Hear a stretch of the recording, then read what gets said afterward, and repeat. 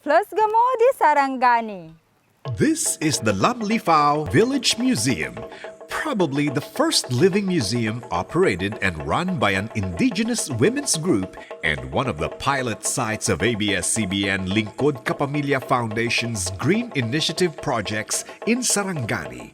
Built using natural materials like bamboo and rattan, this museum houses important Blaan artifacts like antique weapons, embroidered, beaded, and woven garments, musical instruments,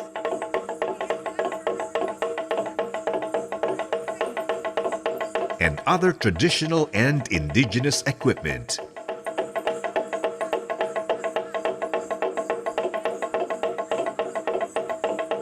In this bucolic setting, Blaan women and children gather together to welcome visitors with their soothing chants and dances.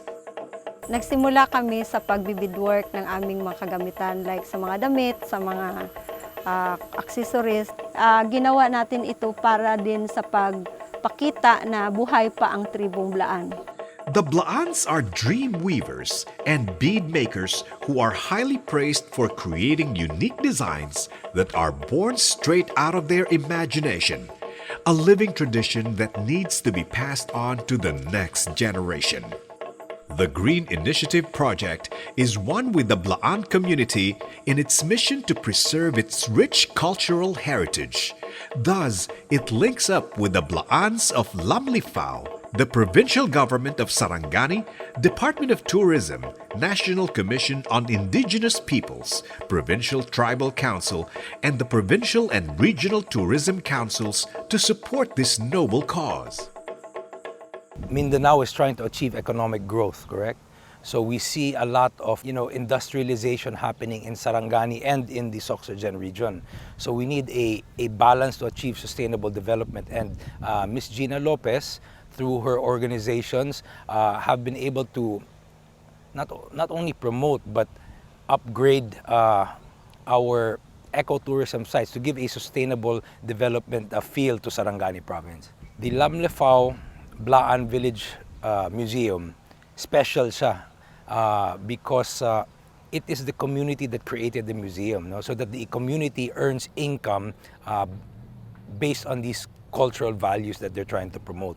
Tinulungan natin sila by rehabilitating yung kanilang weaving center. No? Nung dumating tayo doon, merong existing na weaving center sila, pero dahil sa tagal ng panahon na hindi ito naisaayos, napabayaan ng kaunti, and therefore nagbawas din, no, yung activities nila in terms and their capacity in terms of producing yung kanilang traditional cloth, no? Which we call hobby.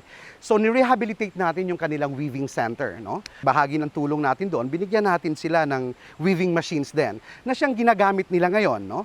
And therefore, may venue na sila para ibahagi ito at turuan yung mga mas nakababatang henerasyon, no? Aside from the upkeep of the museum, ABS-CBS Lingkod Kapamilya Foundation's Green Initiative has refurbished a spacious workshop where visitors can have a glimpse of how the colorful Blaan garbs are created by respected master weavers. A dining hall made of indigenous materials was also erected where traditional Blaan fare is served. Here at the Lamlifew Village Living Museum and School of Living Traditions, Blaan women and children are empowered through an effective program on cultural skills transfer to continue hundreds of years of tradition alive, weaving big dreams not just for their families, but for their entire community. An initiative worth replicating around the country.